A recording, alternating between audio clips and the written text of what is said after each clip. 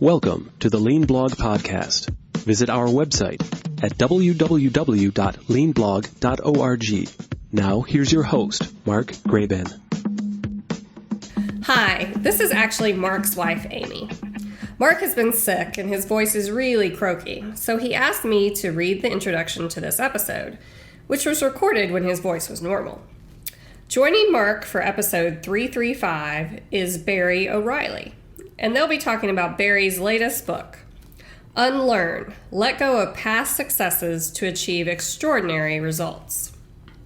Barry is a business advisor, entrepreneur, and author who pioneered the intersection of business model innovation, product development, organizational design, and cultural transformation. He's also going to be presenting a webinar tomorrow, March 6th, that Mark is hosting with Kinexus titled, Why Great Leaders Must Unlearn to Succeed in Today's Exponential World. You will find a link to register for the live webinar or to view the recording at leanblog.org/335. In this episode, Barry and Mark chat about topics including experimental approaches to entrepreneurship, how leaders need to make it safe for people to try new things, and why you have to unlearn before you can learn something new. That's the pathway that allows you to achieve breakthrough results. These are good ideas in business, and they also talk about an interesting case of tennis legend Serena Williams and how she reinvented her game to extend her greatness. I hope you enjoy the conversation. Again, the webpage is leanblog.org/335.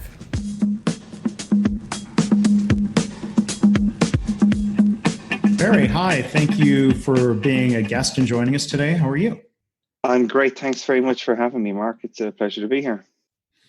So, I want to spend a lot of our time today talking about Unlearn, but I was wondering first, I always like to ask people kind of the general question of how did you get introduced to Lean? If you can talk a little bit about your career going from software development to consulting and looking at business issues, business models. Can you tell a little bit of that story?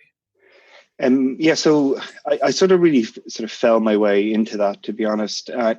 In university, I studied software engineering. One of my sort of first real jobs after university was in a small startup. We were building games for mobile phones just around the 2000s. Just after, if you ever had a Nokia phone, there was a game on Nokia called Snake, and you could sort of... Oh, yeah. Yeah. So just after the next innovation of those phones, they had really small processors on them that you could sort of port over, computer games from the 70s and 80s onto phones. And the technology was very new. It was naive, which meant that it was really poor, totally undocumented, and nothing really worked as it said on the tin. And so we were sort of a small startup trying to figure out how to use this new technology, trying to upskill people who had some understanding of it with others. And we were sort of figuring that out. And I was a big researcher. And one of the things I sort of came across was I heard that the US Department of Defense, when people were writing software, they often used to have two people sit at a desk. One person would be writing, the other person would be reviewing. And this was sort of like a way of pairing. And that sort of opened my eyes to this idea of some agile methodologies like paired programming. And that sort of started opening this door to me then that there were people who were finding ways to manage uncertainty and sort of complexity of building software products with new behaviors.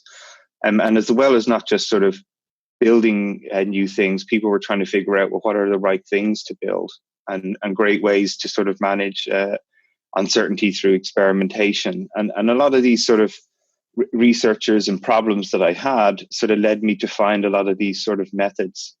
And over time, that sort of, I started to then be interested in software, but I just got very interested in product development overall and understanding, should we build things rather than could we build them? And that sort of moved me more into a lot more product management roles and experimentation roles. And that was quite exciting for me about working with customers to understand their needs, designing problems to fit those needs, And that really sort of spawned that whole aspect for me of going from engineer to product management. And our startup at the time, we built this game called Wireless Pets. It went on to become the most popular game in Europe. Our company sort of exploded, and but we didn't really know how to run a company. We were just four people, tiny little place in Scotland. And we had like Sony and Sega and all these companies ringing us up asking us how to build these games because no one was really doing it. But it was a great experience for me in learning new methods, getting a little bit outside my comfort zone, trying new things, figuring out what worked, what I liked, what I didn't like, and that sort of whole approach in sort of my I guess my natural behavior. A lot of that has now started to be sort of codified in a lot of these things that I found in Lean or later Lean Startup, and a lot of these methods that are really advocating taking an experimental approach to whatever you're doing. And so when I found all these sort of codification, I suppose, of these methods, it was a real like aha moment for me, and it gave me a language that I could talk to other people about what I was doing to try and solve things that I didn't know the answer to straight away. Right. Yeah. And it was a great moment for me because not only did I find a lot of thinking, I just found lots of great people who cared about this stuff and a new community. And that was really exciting for me too, as well. Mm-hmm. Well, it seems like that evolution of going from the technical question of can we build something to the question of should we build it points to then some of your exposure. I mean, that makes me think, those two questions, especially the should we build it, makes me think of Steve Blank and Eric Ries and Lean Startup concept. So how did some of your discovery start shifting into that direction of Lean Startup practices? Well, it was literally because I was the engineer on the sort of can we build it side of that question.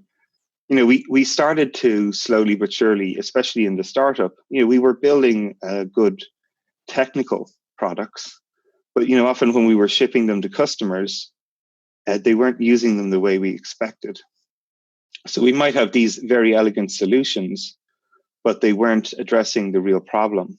And it really sort of got me curious then about that side of the equation.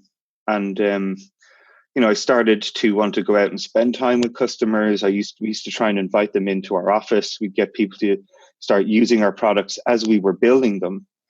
And it just sort of then, again, it was like this another aha moment, but just sort of unlocked another constraint, I guess, in this sort of from idea to delivery sort of value stream idea that, we need to spend time with customers to understand their problems. Then we need to validate the problem. We need to build a solution to see if it fits that problem and then scale a solution. And it sort of, again, it was just sort of as I saw these sort of challenges based on where I started, it just sort of moved me along on that journey. And that, really what's opened up when Eric Ries published the sort of Lean Startup in 2010. By that stage, I'd sort of been through the startup. I had worked in another company that was a multi-international initiative to try and create next generation e-learning content for kids. So we were actually building games to teach kids arithmetic and languages. It was a $800 million fund by countries in the Asia Pacific region, because we were trying to deliver all this content all around Asia and Australia, and I was seeing all these problems that we weren't building things that people knew how to use, the teachers didn't know how to use, the kids knew how to use, and then I moved on to consulting with a company called ThoughtWorks, which some people in your podcast might know as one of the first companies to really advocate agile software methods in the industry. Mm-hmm. Martin Fowler, who is one of the real most followed people probably in the agile space, works there. And, it gave me this sort of, again, exposure to people who were really passionate about these ideas, who were actually working on building tools to make things happen in the space. So a lot of open source work in ThoughtWorks and people finding tools that help you do more software deployments. So it was a great sort of environment for me to be challenged with my thinking, to work with really outstanding thinkers and peers. And that sort of led me then into this world of Lean Startup, with Eric's book coming out and people interested about the right product to build and then building it in the right way. And it was just really a nice convergence of all these things that came together. And it was exciting for me because a lot of ThoughtWorks clients at the time were generally sort of larger scale organizations. And they were asking the question that, Lean Startup, is that just for startups? We're a big company. Because a lot of my clients were, Fortune 500 companies that were trying to change, know that they needed to change, but just didn't know how to change.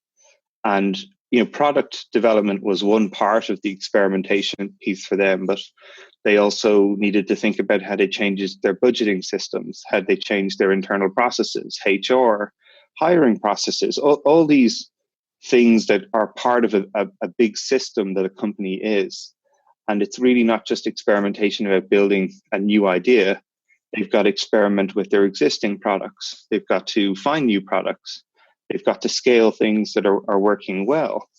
And then build a whole load of sort of supporting functions around that allow experimentation to happen in a safe and controlled manner. And that was really then a bit of another sort of convergence moment for me, where I was working in ThoughtWorks with Jez Humble, who people might be familiar with, wrote the Continuous Delivery book, which is probably sort of a seminal book in software engineering for how you do rapid releases to enable experimentation in software. Joanne Molesky, who was our head of governance, risk and compliance in ThoughtWorks. So she was working in these big bureaucratic organizations and helping them understand how they can start to move away from this sort of plan-based to a more experimental approach in their governance, risk and compliance. And then my sort of perspective was very much from a product development, business strategy and people development point of view.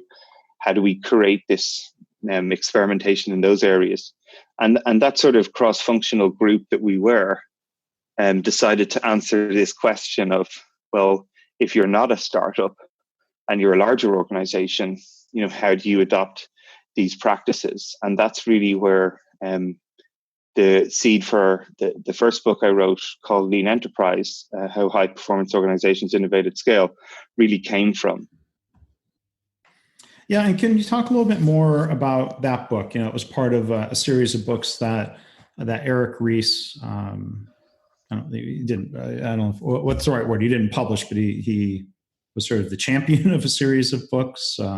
Absolutely, yeah. I think that's the best way to describe it. He was the series editor, and he worked with O'Reilly Media to pull this series together, and we were delighted to be part of that series. And again, it was a great collection of people like Ash Murrah, who wrote Running Lean. You had Laura Klein, who did work on the UX type. Great stuff from Alistair Crowe, and then Yorobits about lean analytics. So it's a really great sort of canon of books and thinking in this space. And I think, again, it's another great reference for your listeners. If anybody who's interested in trying to apply some of these principles and practices, and maybe you're in UX, or maybe you're interested in metrics, or maybe you're interested in starting businesses or managing it in large enterprises, there's sort of a skew in the series for you. And I think once people sort of dive into the series, a lot of them end up reading them all. That's what I keep hearing. So, yeah. And in this book, in this context, how do you define lean enterprise? Is it really a question of large organizations being more agile, better meeting customer needs and building things that should be built? Or I'm just curious what some of the boundaries, or how do you define that term in the book, lean enterprise? Yeah, so we take the two words. So lean, again, really driven from the sort of 5 principles and are really 5 behaviors that Womack and Jones sort of documented of understanding who your customer is, looking at the end-to-end value streams, incrementally pursuing continuous improvement, all the things I think a lot of people who are interested in lean, those principles that they value. But the way we define an enterprise is a complex adaptive system composed of a common purpose. And, the reason that we choose that word to describe an enterprise is I'm a big student of systems thinking and understanding that organizations are complex adaptive systems. And the way that we manage complexity in that world is through experimentation, through trial and error, gathering information based on hypotheses that we have and experiments that we run to inform our next steps. So as we try to evolve these systems, experimentation is such a great part of that. Just like when you're trying to build new products in new markets, they're also complex adaptive systems. So by launching products and seeing how people respond to that, what information you gather, and using that to inform your next step on the product, for us, all of these things are at a high level are similar, and that's why it was important for us to define that aspect. And that's really how we define these things, inspired by the principles of lean manufacturing and Toyota's work. And then this idea of complex adaptive systems, but composed by a common purpose. The reason you're in a company is because it's explicit about what its purpose is, and you're drawn to that. And that's what brings harmony and clarity and purpose to these complex systems and drives them in a direction. So that's why we tried to define it in that manner. Yeah. So let's shift and talk about your new book, Unlearn, because I think this is a really, really important topic. And one of the thoughts that comes to mind here, you talk about complex adaptive systems, and I'll propose, and I'll be curious to hear your thoughts, and then talk about how you frame this in the book. But that one of the things organizations and leaders maybe need to unlearn is this idea of, I'm going to put together a 3-year plan, or I want a roadmap for how I'm going to implement lean in my organization. And part of me thinks of that as perhaps being a waste of time, like putting together the traditional startup business plan of like, you can't project 3 or 5 years out. And instead of having this supposedly perfect plan that we're just going to go and implement, it's better to think about cycles of learning and taking a more adaptive approach, which makes a lot of people uncomfortable because they say, well, no, just give me the plan. So I'm curious, like maybe in that context, what are your thoughts there? And you can sort of, frame things as you've put it in the book Unlearn. Well, again, what I was finding, especially on the back of Lean Enterprise, is there was a lot of companies, especially at the moment, are going through these massive transformations. And, they do want this certainty of, if we create the plan, that means we've thought about everything, and really we just need to execute the plan and then we're done, right? And like even helping people start to unlearn that, transformation projects are, for me, something that needs to be unlearned. We have to recognize that we're in a state of continuous transformation. It's not an event. And really building this capability to continuously adapt to changing circumstances is the capability to build. And I think, so then when new challenges come up, it doesn't matter. You've got a system to solve problems, and your organization can adapt based on the purpose or the outcomes you're aiming for. And you've got this system to adapt in line with that. And, so many of these programs were failing, especially when I was in ThoughtWorks. I was visiting a lot of these clients who were, 2 years into their 3-year plan. Nothing was delivered. People were busy. Millions of dollars had been spent, but they weren't achieving any outcomes. And people were losing sort of hope. And really what I was trying to do was to start to show people that what was really, really important is that you get clarity around the purpose and the outcomes that you're aiming for. And then you put systems in place to allow teams to figure out, well, what can I do to drive towards that outcome? And then give them the space and the opportunity to sort of experiment their way towards that and learn what works and what doesn't. And it being okay that if you had a belief that The way we would digitally transform was to launch a new product in a certain market for a set of customers, and that product wasn't working. A good result was to learn that as cheaply and quickly as possible and then move on to your next idea. And what I found with too many companies is that they had come up with this idea 2 years ago that may have been relevant in that time and context, but the world had changed, technology had changed, customer had changed. So they were building something that didn't solve a problem or have a purpose anymore. But because the plan said they would deliver it, they were following it. Because if they didn't, they would get in trouble because their budgeting and governance system said, we've given you $1 million. You must spend $1 million over the next 3 years. Otherwise, you have failed on this project. And again, it just seems like the wrong thing to look at. Rather than customer outcomes, people are looking at business spending outputs. And that it was a massive problem. And I saw that everywhere. And but one company I was lucky enough to sort of work with over the last few years is Capital One. And one of the sort of really interesting parts for me is I was working with their leadership team, and they realized that they were in danger of getting into this output business.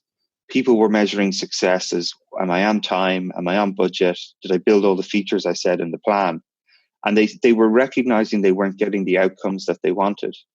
So we sort of shifted the whole way that the leadership would describe success for what they were aiming for over the next 1 to 2 years. We would describe everything in terms of customer outcomes. We want to reduce customer churn by 20% on the mobile app in the next 2 years. We want to increase the amount of savings the customers have with us by 15% in the next 2 years.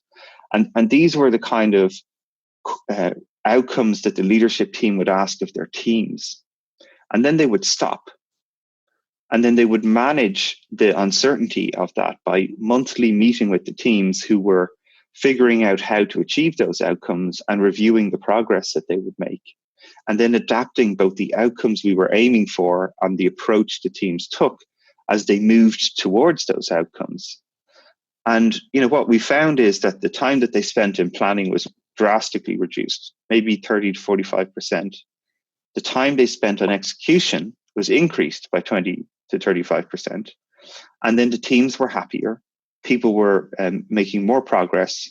And if anyone follows Capital One, like their growth over the last 5 years has been literally exponential.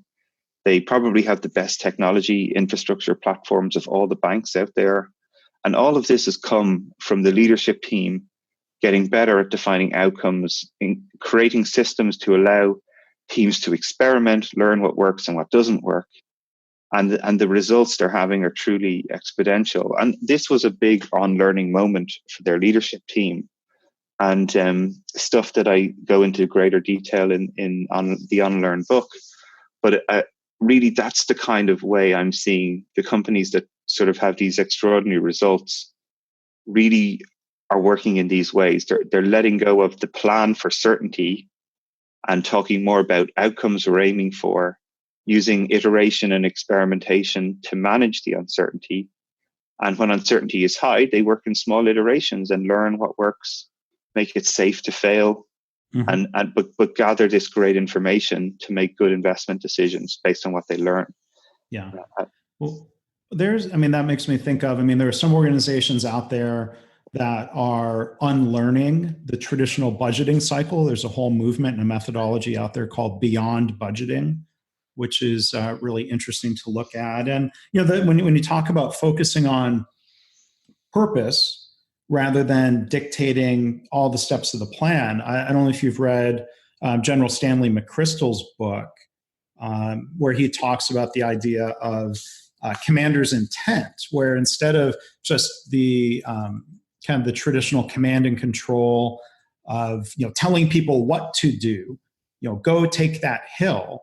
In Team of Teams, he talks about some of the evolution of saying, well, you communicate the intent. The intent is to move. I'm not a military guy, so I'm speaking out of my depth here. But the taking the hill is part of what's needed to accomplish a further task. So if you give the commander's intent, you're giving freedom to some of the troops and lower leaders to say, well, there's no threat on that hill. We don't need to take that hill to accomplish the further aim. And Team of Teams talks, I mean, it kind of reflecting back on that book, it sounds like there were a lot of unlearning cycles in the military. So, back to your book. I mean, how do you write about, how would you describe this unlearning cycle? Because it's not just unlearning and to stop doing something you've been doing, but can you talk about how that fits into organizational change?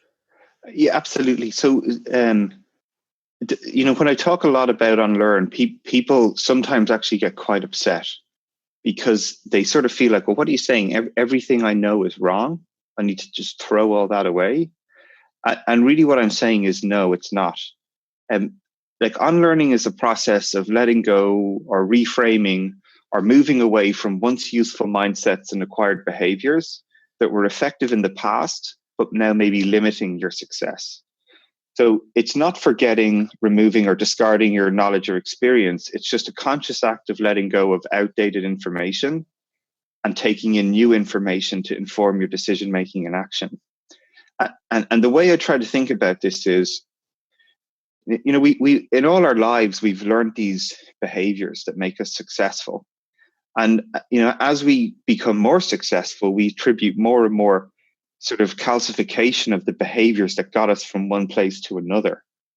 And then suddenly, we're in these positions or roles where we have to do something we haven't done before, or we're using the methods that we've always used, and then suddenly things stop working and we don't know why. And often the natural inclination is to blame the other person, is to blame luck, to blame, some adverse scenario, rather than to look on ourselves and say, well, the outcome I'm aiming for is X, and I'm using a set of behaviors to get there. And I don't seem to be getting there with those behaviors. Maybe those behaviors are the problem. Maybe I need to adapt to the system that I'm in rather than expecting the system to adapt to me. And it got me really excited when I was coaching a lot of these senior executives, right? They're CEOs of these massive organizations. So all their feedback mechanisms were telling them that the behaviors they're using them are working because they're the CEO of the company. So it's a hard sort of juncture. But then when you start to explain to them, well, it's not, the world changed, the customer changes, technology changes. So we constantly have to adapt to changing circumstances. So you need a system to both be able to learn new things, but unlearn the things that are no longer relevant to the outcome you're aiming for, and recognize when your behaviors are working and not working, and adapt. And when I start to frame it like that, it's a sort of aha for people.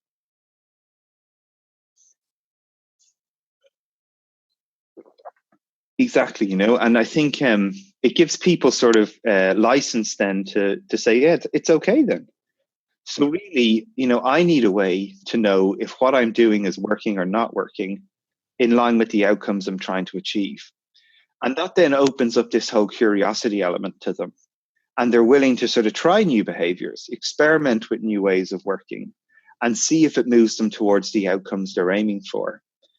And when it does, then they have this sort of breakthrough moment. So the way I try to describe it is this cycle of unlearning. I realized it was actually a system. But by being clear about, an outcome that you're aiming for, and if your behaviors are not working, that's a signal that you probably need to unlearn.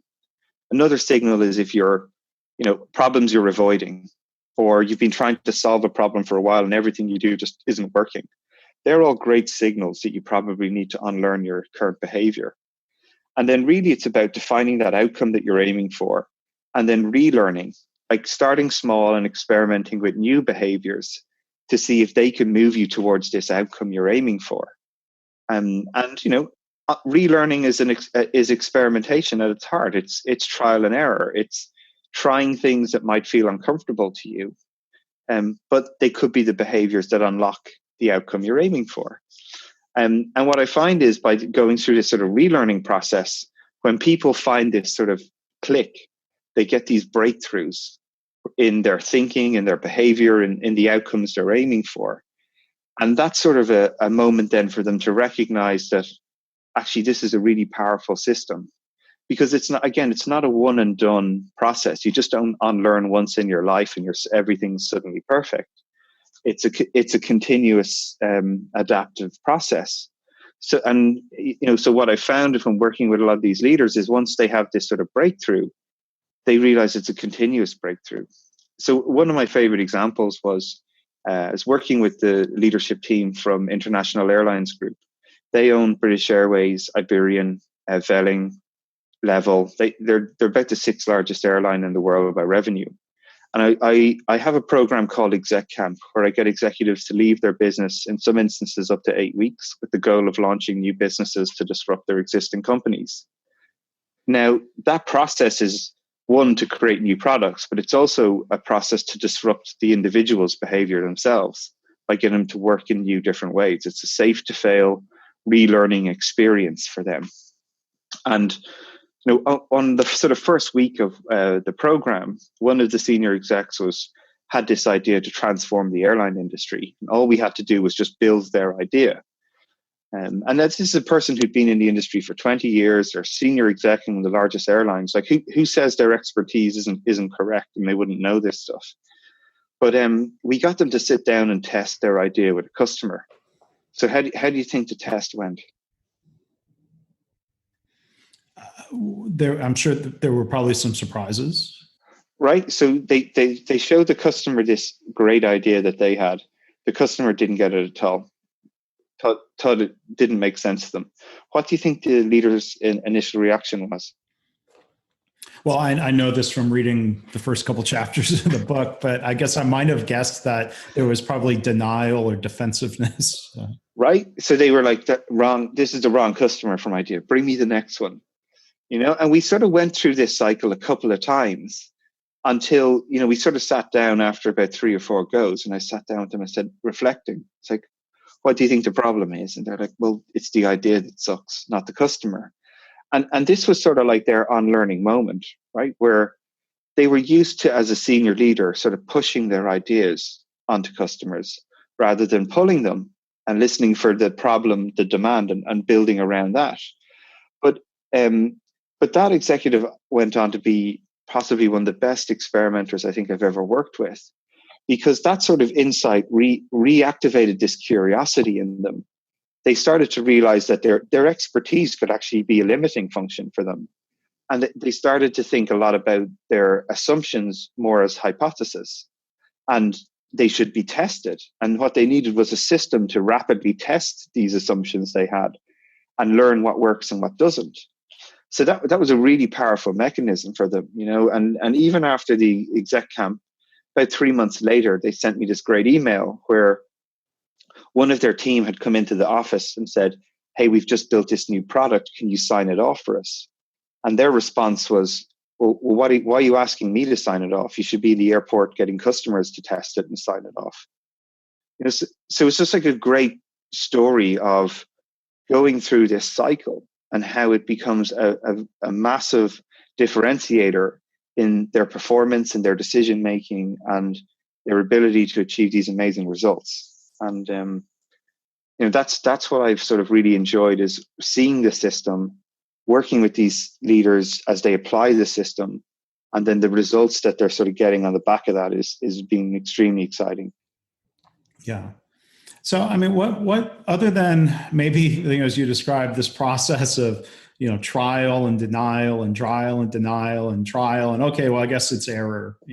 Trial and error requires someone to admit that that there's something they can change instead of blaming others. I mean, how does somebody realize, other than maybe some painful experiences like that past knowledge is outdated, or the way they've been doing things before, while having led to success, is now an obstacle? Does this have to come through an experiential approach? Well, one of the things, again, it's sort of like a system in itself, right? There's the individual, there's the context, and the sort of openness to, you have to experience some of these difficulties to get these breakthroughs. And the way I think about it is you've got to sort of, first of all, have courage to try new things, right? To put yourself out there, get uncomfortable. Now, the countermeasure to getting uncomfortable is you need to make it safe. So I couldn't have got that senior executive to feel safe if he was running this, idea in front of the entire company. If he got that reaction from that customer, he would, his whole behavior would be very different than whether it's me, him, and this customer sitting in a room together, just ourselves, right? So you've got to create this safety environment where people can experiment in a safe manner, succeed and fail in a controlled way. Now, but it takes courage to put yourself into that scenario. And then you do need this idea of your self-awareness and some humility to understand that there may be better ways to do things that you're doing. And again, this is one of the reasons why I say it's really important to define the outcomes you're aiming for, because that gives you a sense of, am I achieving those outcomes? No. Well, then it's probably what I'm doing rather than luck or chance that is causing that to happen. That requires self-awareness and humility. Rather than blaming others, you've got to own it yourself. And in many ways, the only things we can control is our own behaviors rather than the system around it. So it sort of makes sense for me to do that. But for many people, that's again counterintuitive, to look at themselves rather than to look externally as what the problem might be. And then it's really just about, when you're willing to be uncomfortable, have courage to try that, taking ownership that things aren't working and you need to do something rather than blame other people. It then just opens yourself up to all this vulnerability and new opportunity to grow that's outside your comfort zone, that you're learning new things. And what I find with especially these high performers is they want to make good decisions. They want to achieve the outcomes they're aiming for. And if you're willing to put yourself in that situation, in those scenarios, and you're learning better information to make better decisions and achieve your outcomes, well, then that's where they see the power of these systems and they want to use them. And they actively look for scenarios where they can get outside their comfort zone, where they can sort of find new information to make better decisions and get these results. And, when I think about the amount of people out there who are constantly doing that, like one of the highlights for me in the last few weeks is that Serena Williams has been reading Unlearn. And this is you wrote about her and her coach in the book. And her story is just phenomenal, right? As an athlete who continues to improve well beyond what would be the standard deviation of someone as a high performance athlete in her age, and what she's achieving is she's constantly looking for new ways to improve, recognizing the things that made her successful in the past might be the things that make her successful in the future. And she's constantly adapting her skills based on the challenges she's facing as her body changes, as she gets fitter, and all these amazing things that she has done to achieve what are truly exceptional results in her career. And that requires a dedication to get uncomfortable, to try new things, all in the pursuit of the outcome she's aiming for, which is true greatness, winning more titles. And I think that there's something you can see in these high performance people, whether they're athletes like her, whether they're business leaders and CEOs in these organizations, whether it's yourself and you're just trying to get better at whatever you choose to pursue. You've got to be willing to do things that sometimes are a bit uncomfortable to get there, that feel alien, that are different. But I think if you can embrace that thinking, that's where you can get some really amazing outcomes and extraordinary results. So with Serena's story, for being an all-time great athlete, not just an all-time great tennis player, even, with her level of performance, what was unlearned as opposed to evolving a style of play or an approach to tennis that was already, all-time great performance?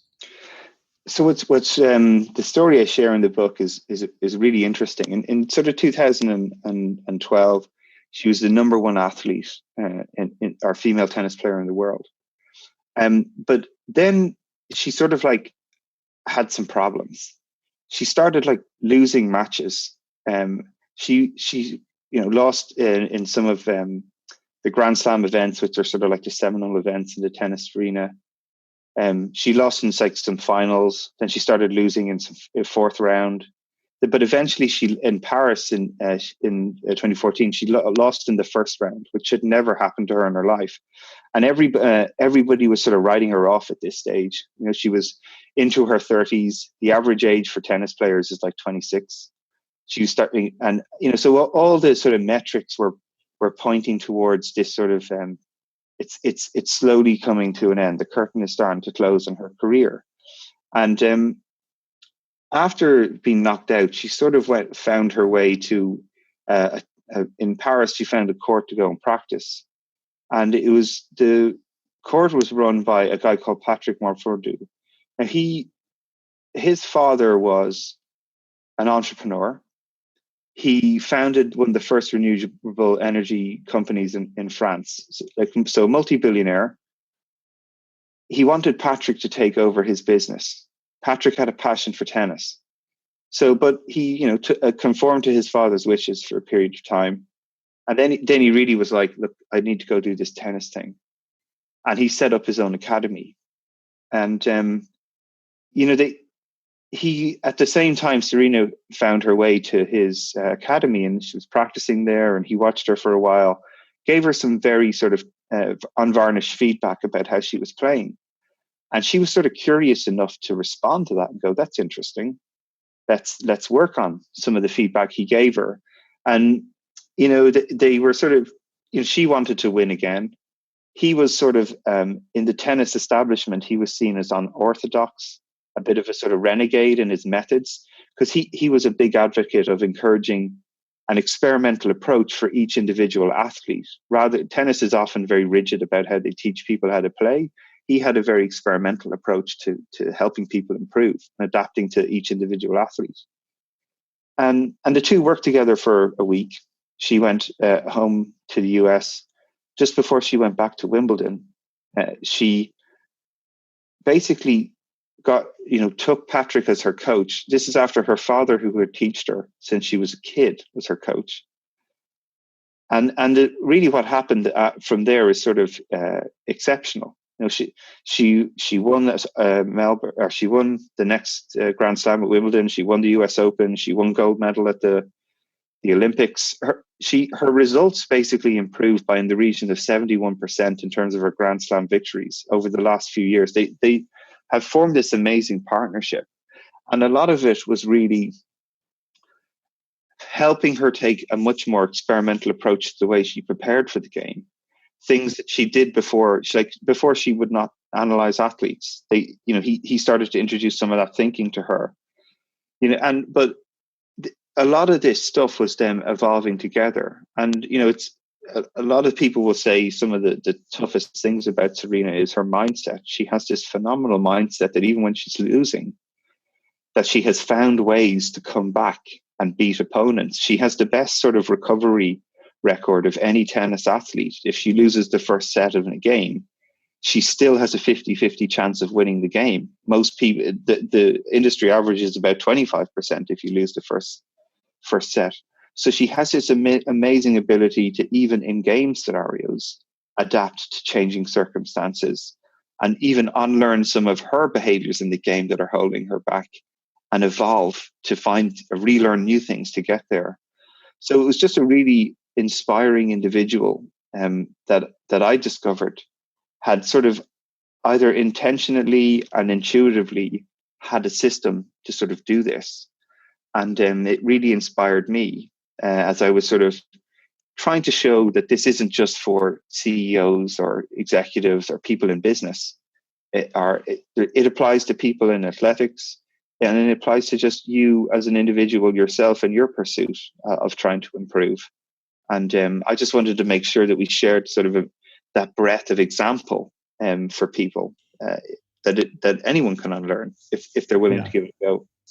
Yeah, I mean, it is an inspirational turnaround and resurgence that Serena has had. I mean, what are some of the takeaways then? I mean, it's inspirational, but if a large company executive or a startup CEO is listening, I mean, what are the parallels? Is one of the lessons that these executives probably need a coach to help them see things that they might have blind spots about? It's probably easier said than done to discover or admit that that you need to unlearn. Is that a key part of it? Do you work with executives or organizations in this way, or what's the parallel for steps an executive should take? Yeah, so I think starting at the individual level is you've got to sort of be curious and have humility. You've got to recognize potentially that some of the things that you're doing might not be the most effective ways of doing things, and be open to sort of going against your existing mental models and behaviors. So and that sort of requires ownership, right? Owning that maybe what I'm doing is not the right thing. Maybe there's a better way. And then committing to trying to find that. The other things then I say is you've got to be comfortable with being uncomfortable. So you've got to actively start to put yourself in scenarios where you mightn't know all the answers, that are uncertain to you, that you're going to have to try new things that you've never done before and likely fail. And that's one of the reasons why I think creating safety is so important, is creating these sort of safe to fail scenarios where you can experiment with these new behaviors and see what works and what doesn't. And I think, so that's all individual stuff just to start. And then I think really where you can accelerate these things, as you alluded to, is, having other feedback mechanisms in place. So be that a coach, be that your peers, be that, people that you work with who are willing and you're inviting feedback to help you be aware of some of your blind spots, or let you know, are you moving towards the outcomes that you're aiming for? And I think while coaches are great to do that, obviously the example with Serena and Patrick, that was the kickoff point for them, and they've gone on to do great things together. And when I work with really high performing teams, what I find is that there is very healthy cultures of feedback within the team, where people are not afraid to tell CEOs that their behavior is not driving the results they want. And CEOs are willing to accept that information and use it to adapt their behavior. And I think where these things all go sour is where you have individuals who are overly ego driven, who believe that they're always correct. And then they build systems around them that don't invite challenge, that don't invite feedback to come to them.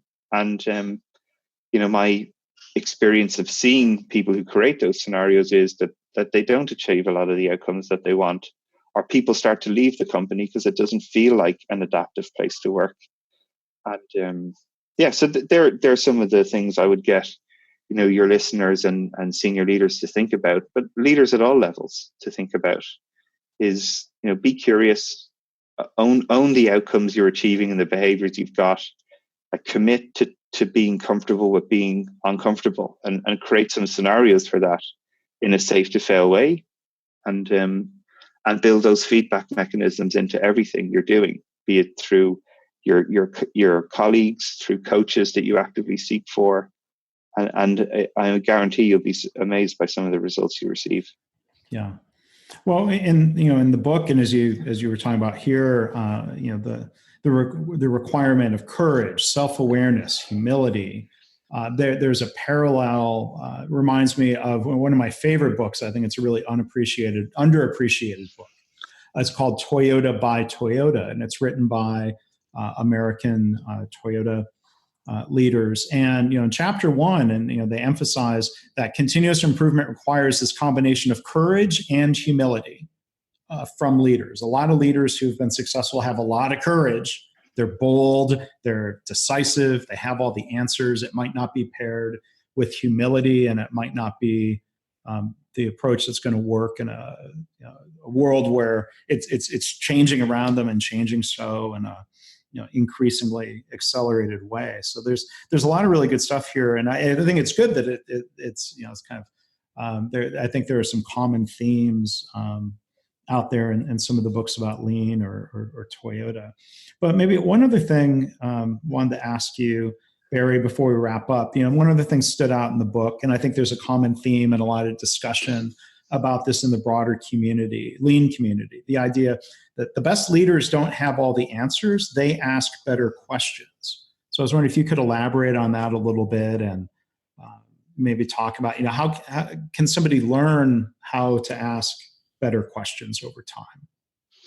Well, it's funny you mentioned the Toyota by Toyota book as well. Like a lot of, and you can probably see the parallels of my thinking has been inspired by the work of Toyota and this idea of courage and humility, and I was a big fan of the Toyota Kata book as well. And this concept of sort of like the andon cord.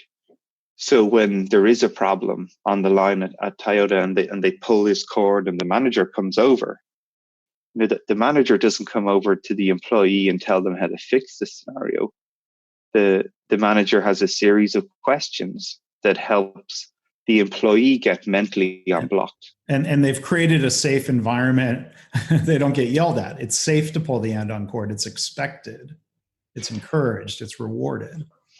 Right. And so they're very, very powerful systems. And really, that's sort of what sort of inspired that quote for me is, as you said, this leaders don't have all the answers. They ask better questions. And, what I have found by this idea of asking questions is the better questions you get, the better information you get, better decisions you make.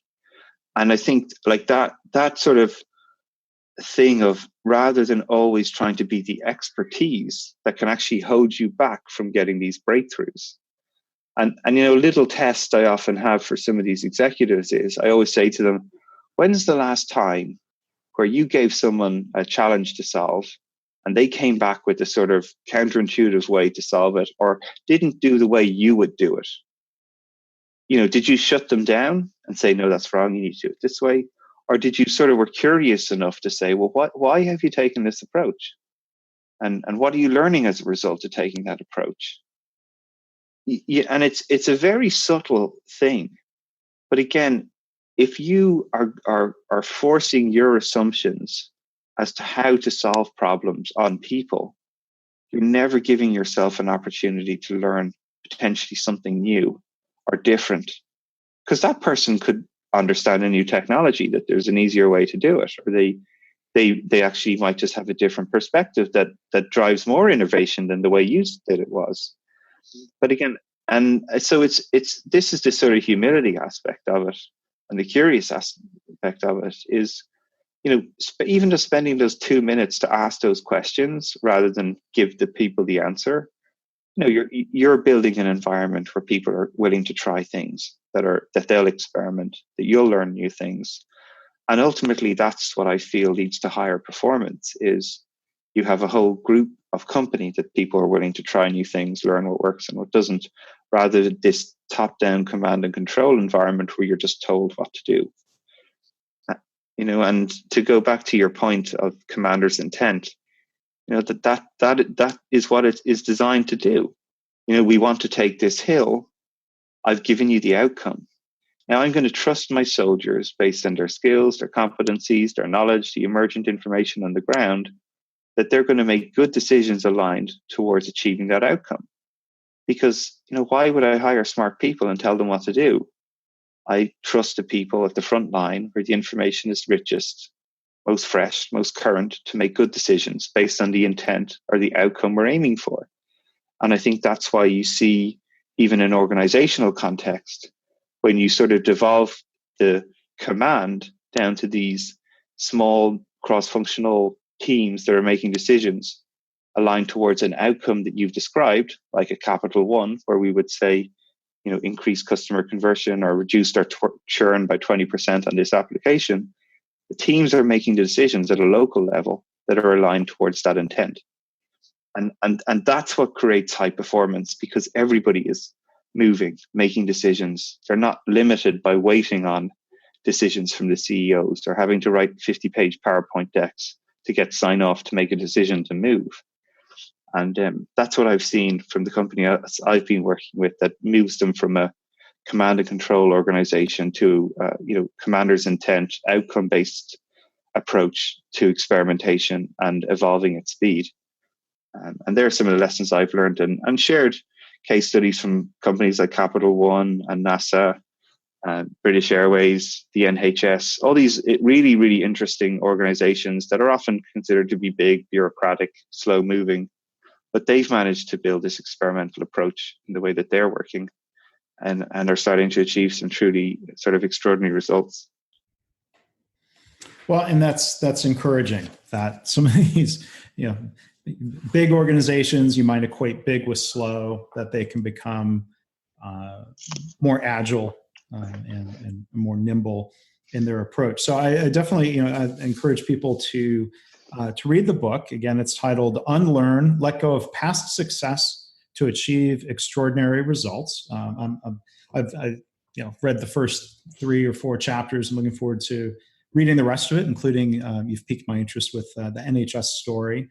But Barry, where can people learn more about the book and your work online? Where would you point them? The book's available clearly through Amazon. It's probably available through some major bookstores, I'm guessing. Where would you point people?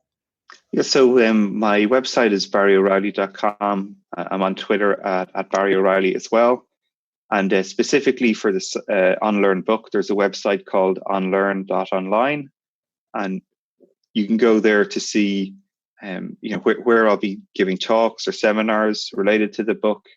But the thing I'm quite excited about now is I'm going to be starting to share people's unlearning stories on that site. So many people who've read this book have really unlearned and are very excited about it. I've had everything from people quitting smoking to a lady who came to one of the talks in Australia, left the talk with 2 experiments that she was going to go and run. She dropped me an email last week to say that she's quit her job and started her own company on the back of it. So it's pretty exciting. And I want people to share their stories of unlearning because, that makes it sort of safe and it normalizes this behavior of recognizing that we are going to have to constantly adapt to changing circumstances. As you said, the pace of change is only accelerating. So our rate of learning and unlearning is going to have to accelerate too as well. So, I want people to share these stories. And so maybe look for the hashtag unlearning stories in the future. And I think you're going to find some fun stuff as well. Well, great. Well, look forward to see what's being shared. I'll look for that and encourage people to check that out and to continue following your work. So again, our guest today has been Barry O'Reilly, author of the books Lean Enterprise, How High-Performing Organizations Innovate at Scale, and most recently here, as we've been talking about today, Unlearn, Let Go of Past Success to Achieve Extraordinary Results. Barry, it's really been a pleasure talking today. Thank you for taking the time and sharing all of this with us. It's been a pleasure. And also thank you, Mark, for all the inspiration you've provided me with your work as well. So it's been great to be on the show. Thank you very much. Well, thank you. I appreciate it. Thanks for listening. This has been the Lean Blog Podcast. For Lean news and commentary updated daily, visit www.leanblog.org. If you have any questions or comments about this podcast, email Mark at leanpodcast@gmail.com.